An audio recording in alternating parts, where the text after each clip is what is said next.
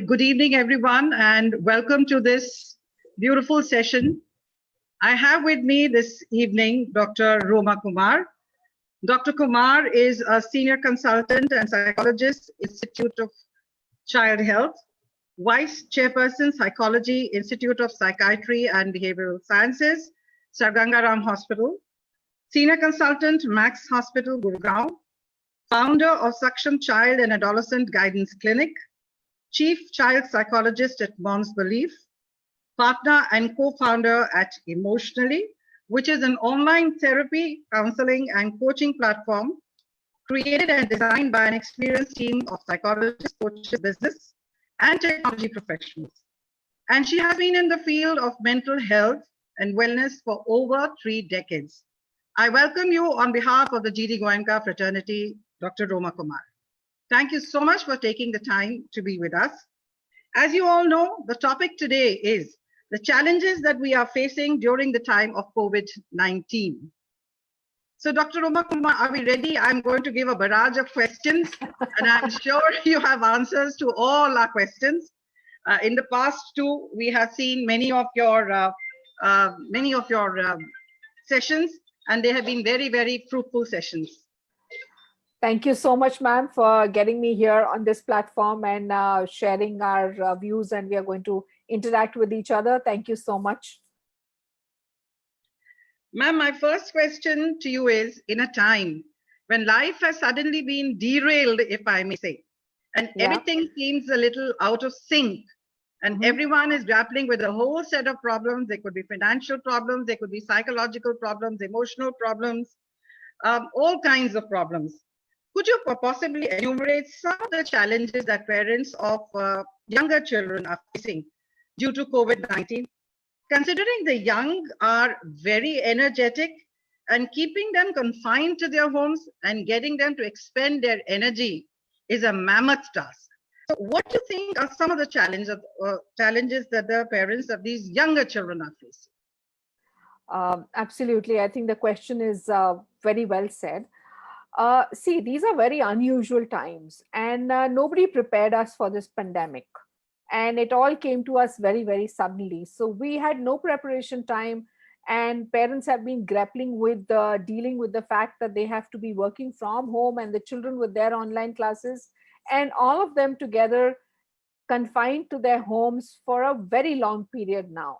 So it's important that as parents, I think a lot of us have learned also now how to parent them differently. These are new normal times. So it's important to address children's fears, and especially if they're younger children. Children rely on their parents for safety, whether it's physical or emotional. So it's important to reassure your children that you are there, and you are there for them, and that your family will get through this together. And when children ask you so many questions, I've been getting a lot of kids who've been asking me questions regarding the COVID, and I've been doing workshops for schools where children have been asking these questions. So it's important that we answer their questions about the pandemic very simply and honestly.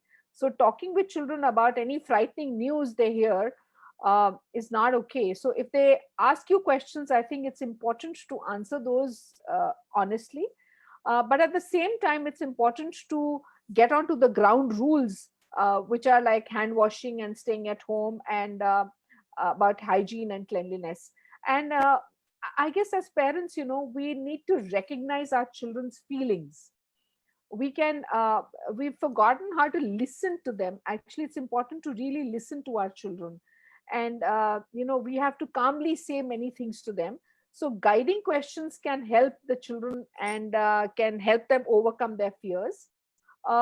It's important for the children also to keep in touch with their loved ones, which is the grandparents if they're not staying together, or if the brother sisters are far away from them, or any extended family. So I think children can be organizing or being a part of the video chats, which can also help them ease their anxiety. As parents, I think we need to, we also need to tell our children that it's important that we be good role models for them. So talk through how you are managing your own feelings, For example, I'm worried about my, you can just hypothetically say, I mean, I'm using a hypothetical example with another family that I use, that I'm worried about grandma since I can't go to visit her. The best I can do is to check in with her more often by phone. I will put a reminder on my phone to call her in the morning and the afternoon until this outbreak ends. So this way, the child feels reassured, and emotionally also is feeling more resilient to bounce back and understand. So this is a role play which is happening. Tell your children, before you leave, for example, if you're going out for groceries, or if you're going out for vegetables or any essential errands that you have to do, in a very calm and reassuring voice, you need to reassure them that where you're going and how long will you be gone, and when you return, that things are going to be fine, all is going to be good, and keep looking forward for things, and offer extra hugs to your children, and saying I love you more often than not. Those are things which are really, really important for children. I think you're absolutely so right. The human touch conveys a lot. And when you hug your children, I think a hug can be very, very reassuring. Let me come to the next question. I spoke about young children. Uh, their entire regimen has been dismantled. Children are not coming to school because every evening you would prepare your bag and uniform and shoes, and there'd be excitement about boarding the school bus and meeting your teachers and meeting your friends the next day. So their entire regimen has somehow been derailed and dismantled. Do you see that there is need for parents to work on some kind of a regimen for the children during the day, so that it keeps them grounded and they know exactly how to move from one thing to the other? Absolutely, ma'am. It's important to keep healthy routines, during the time of this pandemic that we're all together. It's more important than ever to maintain bedtime and other routines. They kind of create a sense of order to the day that offers reassurance in a very uncertain time that we are all in. And it's for all children, including teenagers, which will benefit from routines that are predictable as well as flexible enough to meet our needs. So the structure of the day, when the usual routines are thrown off, like you said, they were so used to in the hustle bustle of the day. So it's important to establish that new daily schedule, break up the schoolwork when possible. The older children and teenagers can help with schedules, but they should follow a general order, like waking up routines, getting dressed, getting onto your workstation if you have to be doing your classes, a breakfast, and some active play in the morning. So it's important to play within the house itself, although you are not allowed to go out because of the other issues. So you can have, it's important to structure a child's day by having a quiet playtime also, just having to sit quietly and taking a snack and to transition into schoolwork or some daily activity that the child has to do. So the lunch, the chores, the exercise, some online social time with friends, and then homework in the afternoon, you can just break up that routine for them. And also a family time and reading before bed is a good activity for children to feel connected, and that bonding remains with them. So children actually fall into a lot of trouble with bedtime during this stressful period. So it's important to be with the children, and it's also important to let them know that the screen has to be out much before you get down to sleep time. So these devices actually interfere with our sleep time, and put a family picture by their bed for extra love until morning. So that's an important thing that we can do. Very, very pertinent suggestions. I'd also like to ask you, is it good to involve children when they plan their schedules? Because that's a good way of empowering the kids. Perhaps if they have a say in the way their schedule is designed. I'm not talking about the online classes. Now that the online classes are not happening in a lot of schools, there is a lot of time at hand. So would that not be a good idea that we empower the children, get them to sit down and work on their own schedule as per their discretion, use their own mind and work out their own schedule, give them a little freedom and empower them? Yeah, it's absolutely rightly said, uh, because if we give them that opportunity, their decision making skills also get better.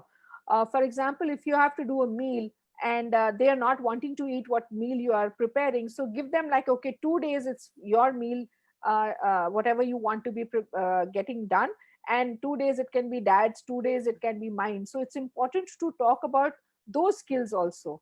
And like I said earlier, that listening is very important. It's important for children, where we need to teach them um, how to think instead of what to think. We keep telling them what to think, but it's not important for what to think. It's the idea around is for independent thinking, which needs to get evolved. So importance is that introducing variety of role models. It's not just parents as role models, but I think this is one of the best things we can do for our children, so they don't have a fixed view of the world.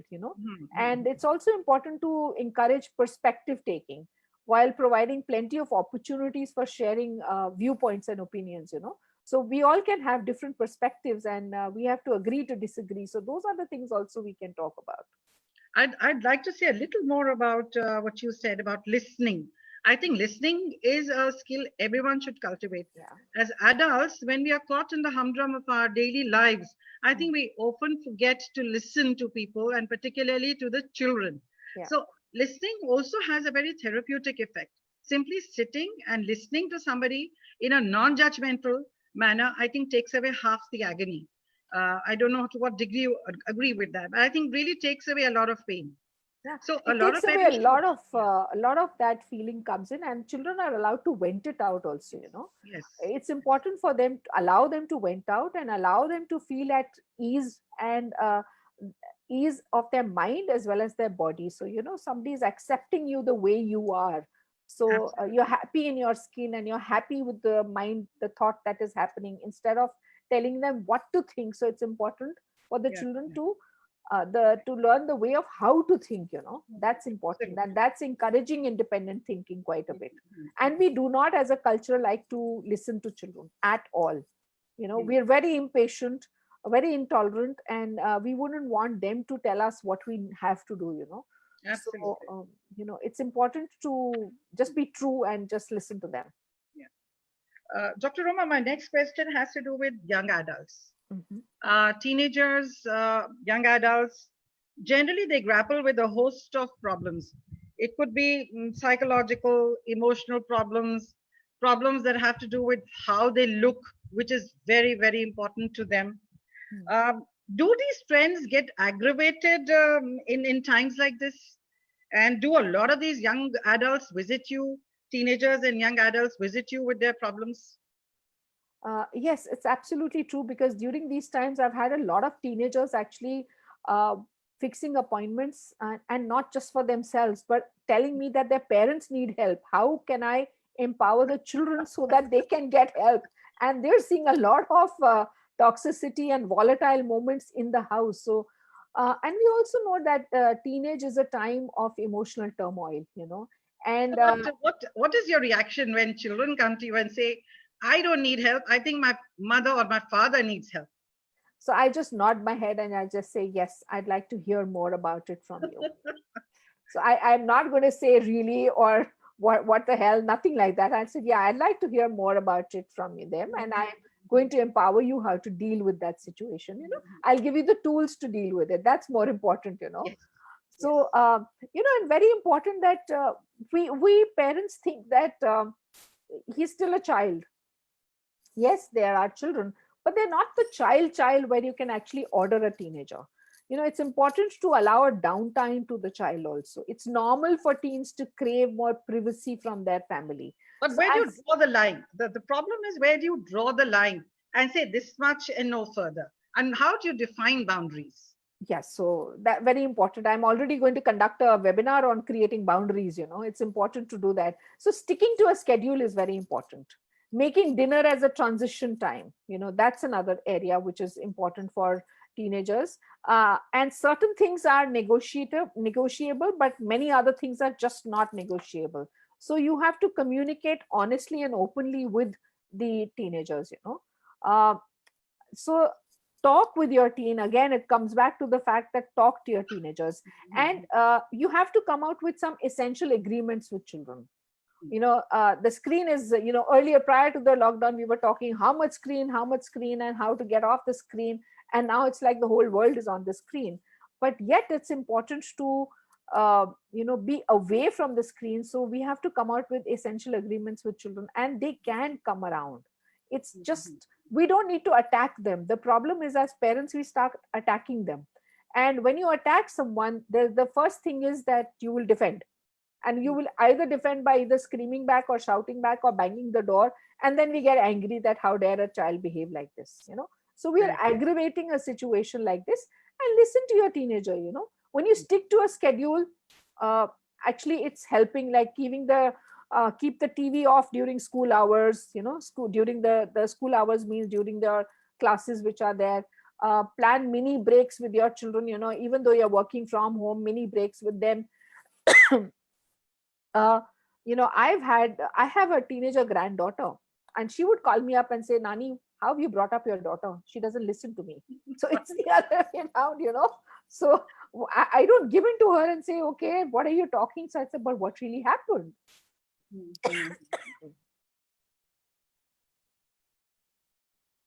So I would say that children will experiment, children will explore. And a lot of children who have been calling up, or parents who've been asking for help, I would say parents need not be a cop to their children. You know, we start being policing them. Do not do that. That's my sincere advice. Give them some private time also, and yet be having a dinner time together, that they are not allowed to have dinner in their respective bedrooms. And when you say they are not allowed, that means you as adults are also not allowed to do that. Everybody. I'm sorry to interrupt you, that statement where you said do not cop. I Yeah. understand completely as a mother that children hate sermonizing. Most, for that matter, most adults also, but teenagers particularly, and young adults do not like anybody sermonizing to them. So they won't take it with a pinch of salt.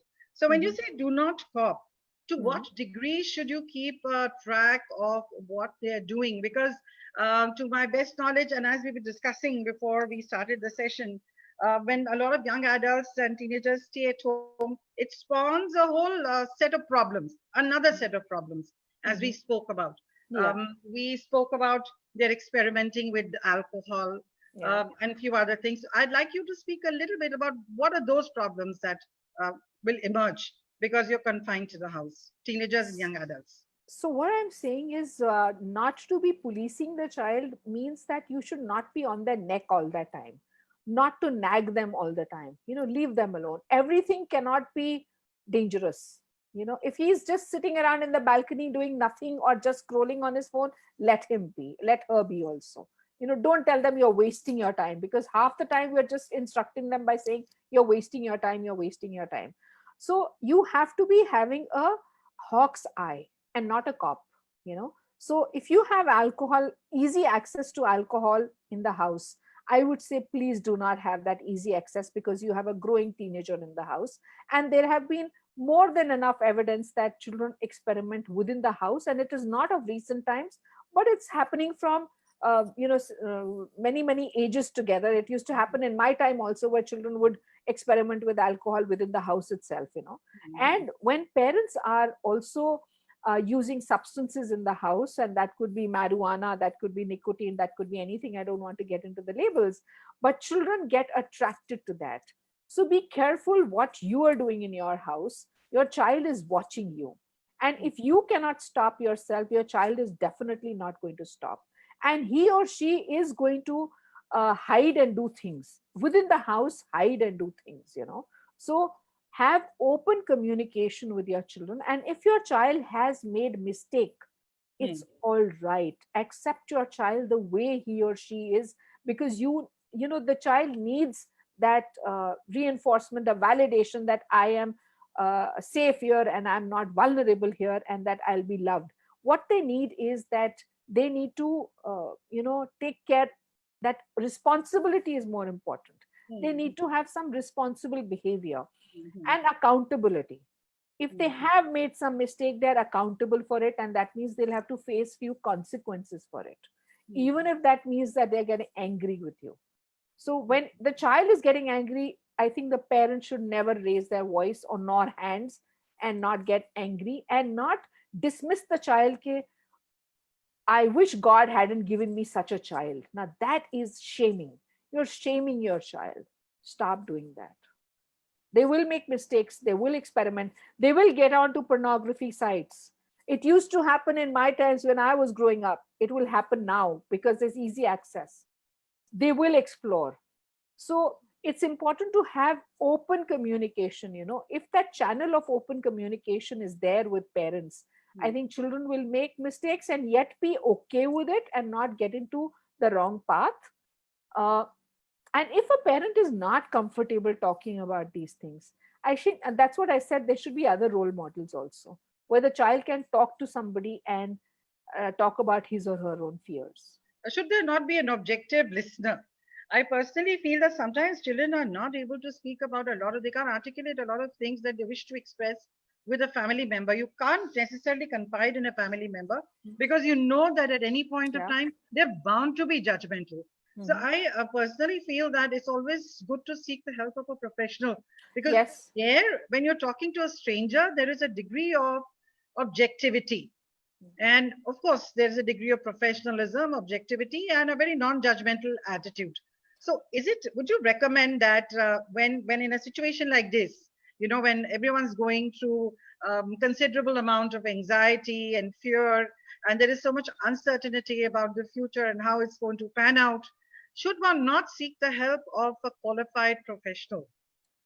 So I'd like to say here that, most parents attach a stigma going to the mental health professional because they feel that my child is not mad and I'm not mad. Why can't I tell my child? Why can't I counsel my child? My child does not have a psychological problem.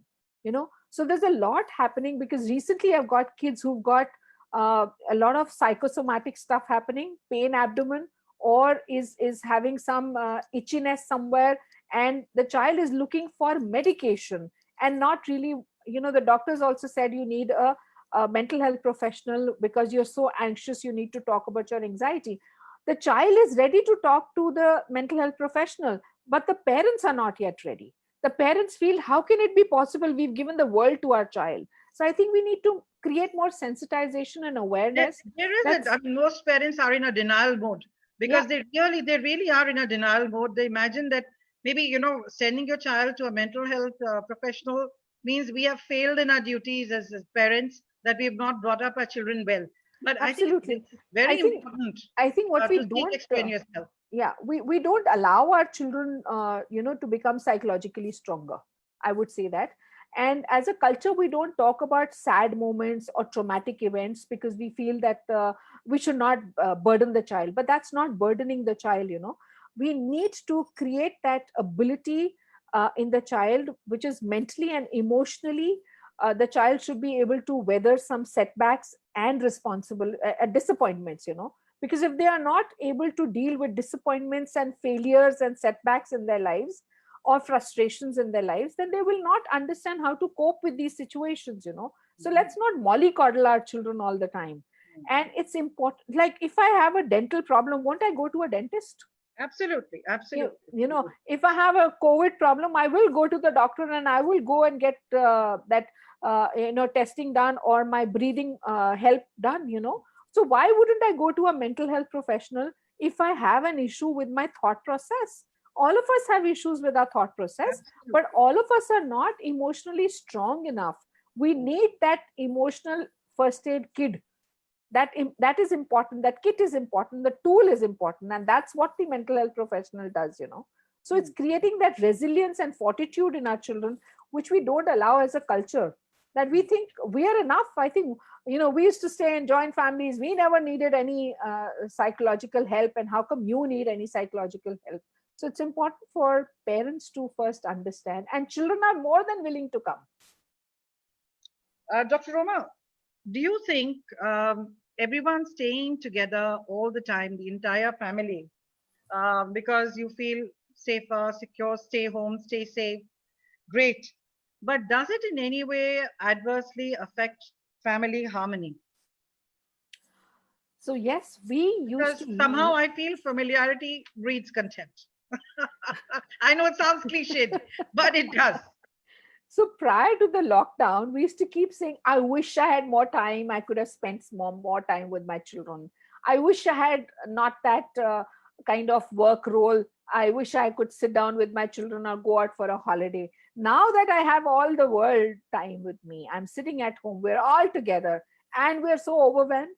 So I think in our minds, we need to structure ourselves. So there is a family time, there is a me time also. It's important to create that me time and not get into enmeshment with each other. These enmeshed relationships create more problems, and way too many expectations from each other. It's all right if the house is not clean one day, it's all right. The heaven is not going to fall down.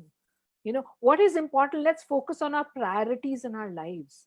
And we have to learn to agree to disagree. It's all right. It's fine. You can have a different perspective, but I'm not going to have a bloodbath over here. And so we land up into almost that kind of an argument, that we shun each other, we are abusive towards each other, and we shame each other. We create those things, and the children will land up with these thoughts forever in their lives. We don't realize what we say to our children. And there are lots of research has also come out, and clients who are coming out with relationship problems. So many relationship issues, especially because they're staying together. I mean, they were staying together earlier, but they would go out of the house, have some fresh air. Apparently, what they say is have a fresh air and then come back. So had few hours to stay with your family, and now we have all the time. So we have to learn to create that space for ourselves within the house. It's important to do that and create some boundaries. It's important to create boundaries for ourselves, some limit setting, and learning to adapt to newer situation. It's tough, but it's not difficult. And children are the best. Children adapt really well. It's we adults who are having problems with our children. अरे उनको मस्ती करने दो ना, थोड़ी शैतानी कर लेने दो, क्या फर्क पड़ता है? कोई ब्लड बात नहीं करनी है. Let me come to my next and very, very pertinent question. And I'm sure there are a lot of people who probably want to ask you this. And a lot of people come to you for advice on this. How to combat strategies, clear-cut, prescriptive. I'm using the word prescriptive because some of us really go by prescriptive strategies. So what are some of the strategies that you would prescribe to combat the stress that has been generated by this entire scenario, particularly for adults, parents and adults? So I would first, say what are the stresses? I mean, how does the stress manifest itself? And what are the strategies? I'd like you to dwell on that. Yeah, the first thing is there's no prescription. There's absolutely no prescription. It's all tailor-made. It's all tailor-made. So there is no prescriptive that I can give you that this will hit you this way. So there are 2-3 things we all have to do. We all get stressed. There is no human being who doesn't get stressed. It's how we express that stress. Right. That's important. And how much, what is the intensity? What is the frequency of that stress? And is it real stress or is it an imagined stress? How do you figure out when you're stressed? First, I think one needs to know immediately when the onset of stress comes on. How do you know that I'm overthinking? Yeah. Spending more time in my thinking process. Right. Difficulty with my sleep pattern. Right. Difficulty in my eating patterns. Mm-hmm. Fourth is not being able to get very productive on the work that I'm going to do. Not being able to focus. My concentration is affected. These are 4 things. And the 5th, maybe my hygiene gets affected. Because I'm so much into the thinking pattern that I'm not focusing on my self-care at all. So I'm lost in my own thoughts, or I might just want to be isolated from everybody else. Those are deeper ways where when the person is really stressed or very anxious and starts getting very lonely.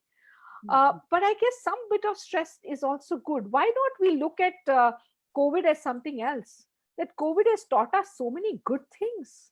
Why am I focusing that the COVID is like an enemy here? No, COVID has actually taught us what is family. How important it is for the family to be together, the values that are there, what we've learned now, I think we would have not learned had this situation not arrived.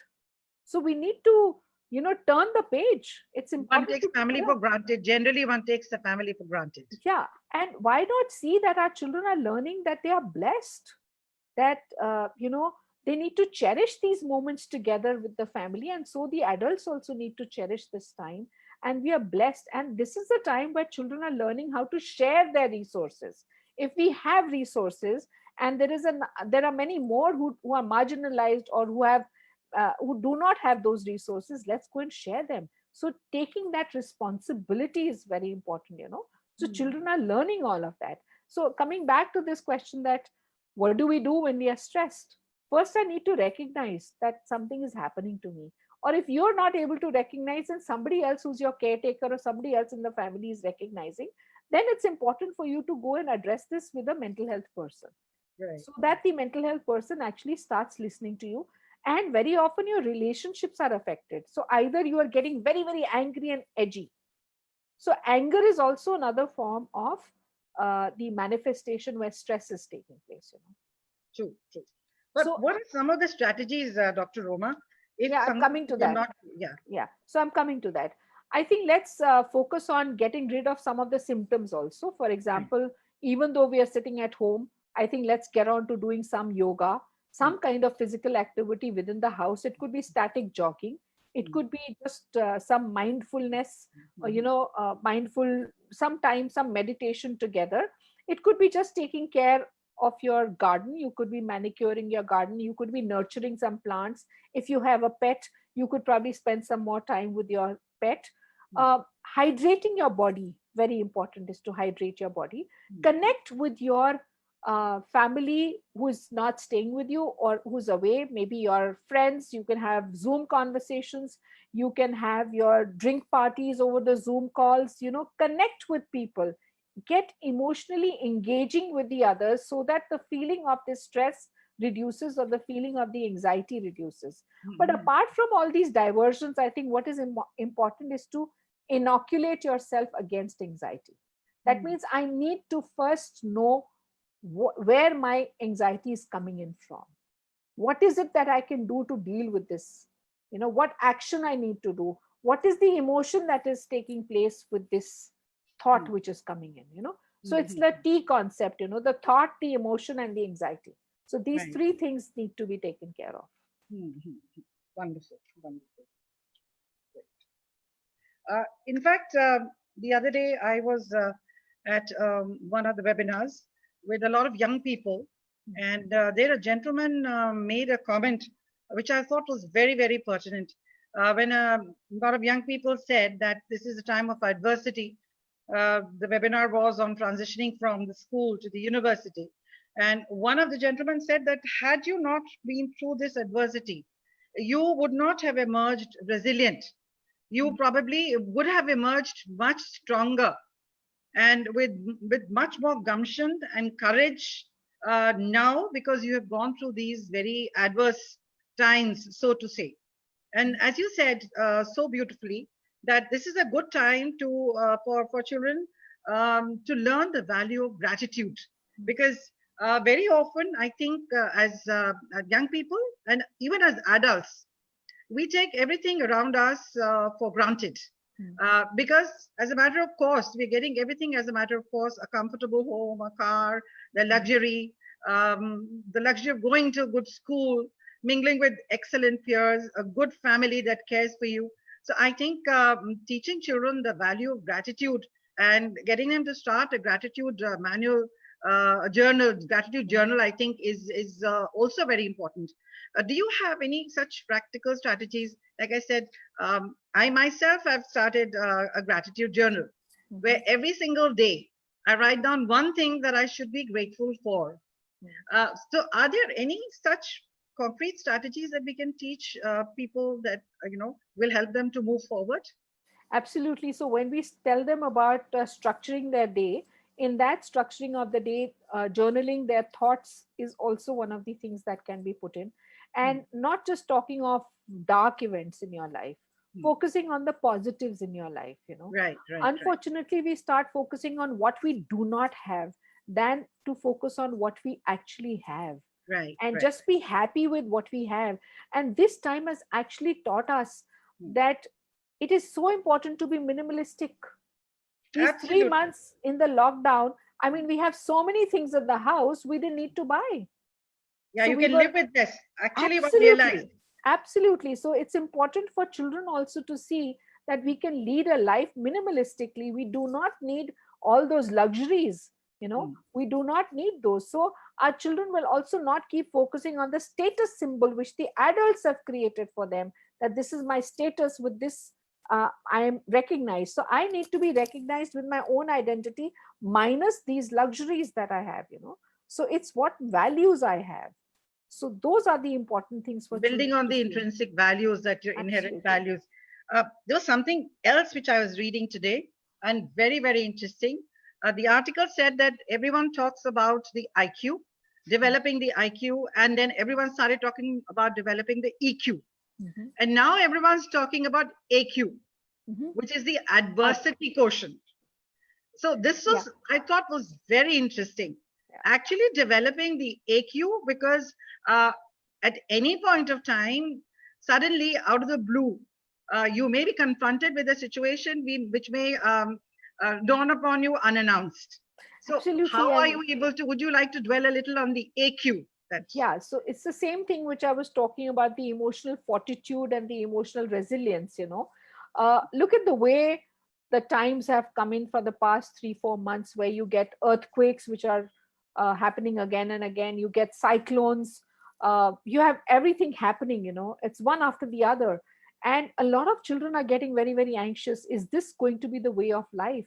Well, I tell the children that, you as a generation are going to come out far more stronger, and you're going to grow far more faster than the other generations, because you've seen these adversities and you've come out of these adversities. So trauma counseling, which is post-traumatic, trauma counseling has come in as a big thing now, where children are being taught that if something like this happens, for example, I said in my earlier statement that we need to allow them to deal with setbacks, disappointments, failures. We do not allow a child to fail. Ek number kam aa gaya, you are better off, you know it in the school what happens. Aadha number kam aaya, ek number kam aaya, you could have done that, why didn't you do that? So we don't allow our children to be facing a setback, a failure, a disappointment. So the coping skill will never emerge in the child. And I would say this adversity is a very good thing. It's very positive that something like this has happened, and children have learned to be physically away from their friends, and they're happy. And now when you tell the children that you have to go back to school, they want to be in the house. They don't want to go there. There was a phase in between when they said, we're missing school and we want to go back. And now they're saying we'd rather stay here because we are happy, we can connect with our children. So they are going through this change in their mindset also. I must also tell you, Dr. Roma, from an educator's perspective, when the online classes started, when we decided that we must have online classes, there was a little bit of an apprehension in some minds, how well are we going to be able to conduct the online classes? But they were a runaway success. And the flip side was that those who are in the older age bracket and resisted technology also started to adapt to technology very, very quickly. Yeah. So consequently, children were innovating more, teachers were innovating more, everyone was experimenting with new ways of teaching, whether it was the flipped classroom or team teaching or peer teaching. So I think there's a whole flip side to that. So necessity is the mother of invention, if I may say so. So that's what I said. I think everybody has emerged stronger. And it's so beautiful to see. Children want to do more and more to show their creativity. Teachers are making an endeavor and trying to outdo each other. I mean, it is amazing to see the growth, the phenomenal growth that has happened in people. You're doing yoga online. You're doing kuchipudi dance online. The organizations have come up with statistics where how many children have enrolled in for so many language classes. So children are now doing many more things. So again, I come back to my first statement is, let's teach children how to think rather than what to think. It's inventing in their own independent thought processes, and they're coming out with newer strategies. newer ways of thinking. Like you and me have also adapted. I mean, tele-counseling, tele-mental health counseling was not such a big thing earlier, but now it's like virtual counseling all the time. We're saving on the travel time. We're saving a lot, and we are getting counseling in the comfort zone of our own homes. And Absolutely. so there are many more good things which have come out of this. So that's what is the adversity which we are facing, and we're taking it very positively now. And I all want of us have learned to cook new things. Oh, The yes. food that we Yes. used to go out and crave for, that food, we started making the same food again in the house. Not merely that, Dr. Roma. I think the women have become more empowered and the men have started contributing more to the Yes. household work. Yeah, so we don't raise our boys like that, and now we are learning that it's important to raise our boys also to do household chores. Yes. So it's important to all of us to be doing responsible work in the house. And a lot of us have realized, we really need house helps now, or we are fully well equipped to deal with it, and we have become more energetic now. Dr. Roma, a lot of people seem to have become more spiritual with the onset of COVID-19. What is your comment on this newborn love for spirituality? We used to talk about this even prior to the lockdown. We used to talk about those Buddhism classes, meditation classes. A lot of mindfulness was being talked about. What is spiritualism actually is actually helping us remain more calm within ourselves, to connect with our inner self, and the belief in this, that things will be better. So it's making us a little more positive. So that is what this spirituality is helping us, that connectedness which is helping us together. And again, that adversity quotient that you're talking about, that it's coming out from there, that we've started a belief that things will be better, there'll be positivity. So I'm sticking on to that belief, and I will make it happen. Right.